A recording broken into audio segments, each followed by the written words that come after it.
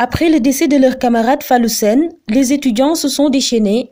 Une colère démesurée se signifiait de par leurs actes. Seule la solidarité était leur principale force.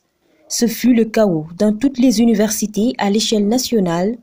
Leur plateforme revendicative était commune jusqu'à ce qu'ils obtiennent une audience au palais présidentiel. Ce jeune intellectuel faisait partie du groupe reçu ce samedi par le président. Nous étions reçus par le président de la République le samedi passé aux environs de 17 h. L'audience a duré jusqu'à 22 h. Durant cette séance, le président nous a octroyé une intervention et qu'on avait 10 intervenants par rapport à l'ordre du jour qui s'attelait surtout sur la plateforme revendicative que les étudiants de Cheikh Anta Diop ont jugé nécessaire d'élaborer, qui listait tous les mots qui gangrènent l'espace universitaire.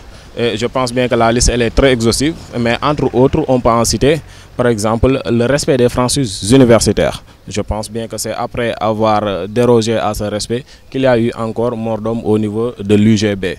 Nous les exigeons que aussi ces franchises soient respectées aussi par les étudiants que par l'État, que par les administrateurs, que tout le monde sache ce qui est en fait, dit dans les franchises universitaires, qu'on puisse les respecter.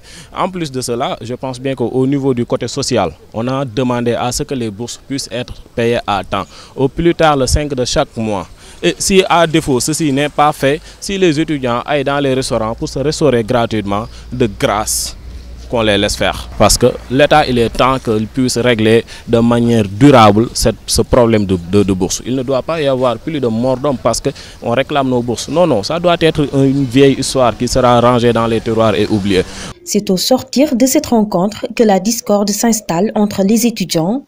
Si certains ont décidé de revoir leur discours sur les revendications, d'autres maintiennent leur position. Quoi qu'il en soit, ils insistent pour que les responsabilités soient situées, quitte à ce que des têtes tombent. Ils ont expliqué ce qu'on veut de tout. Ça veut dire que les gens demandaient la démission de Mary Teuw Niane. En même temps, on l'a dit devant le président. Donc, raison pour laquelle, jusqu'à présent, on est sur le combat. On est en train de continuer de voir est-ce qu'on aura consensus ou on aura entente. Mais ça ne signifie pas que ce que les gens disent dehors en disant qu'on a corrompu les étudiants, ça ne s'est pas avéré. Les gens ne sont pas des gens corrompus.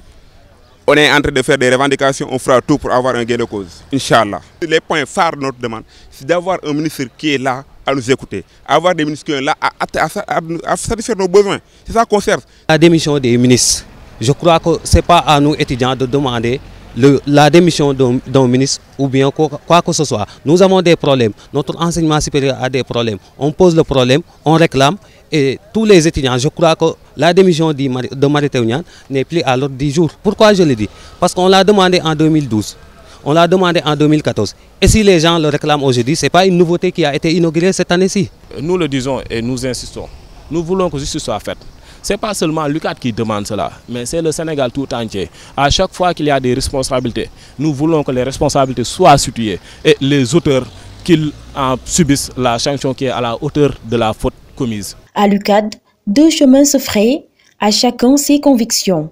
Ces étudiants le manifestent. D'ailleurs, une autre rencontre est prévue pour cet après-midi avec le président de la République.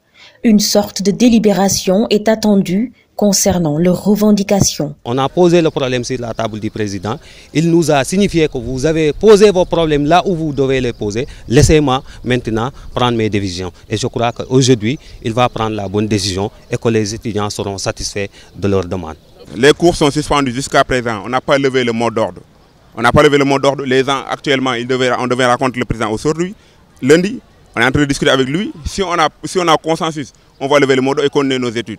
Si on n'a pas de consensus, on va continuer le combat. Je suis tout à fait optimiste parce que je pense bien que les revendications qu'on a formulées ne sont pas tombées dans l'oreille d'un sourd. Non, non. Non, non, je pense bien que le président de la République, avec tout le temps qu'il nous a accordé, parce que toutes les universités ont été reçues, ça lui a pris ne serait-ce qu'une semaine d'audience. Donc je pense bien que ça ne sera pas vain du tout.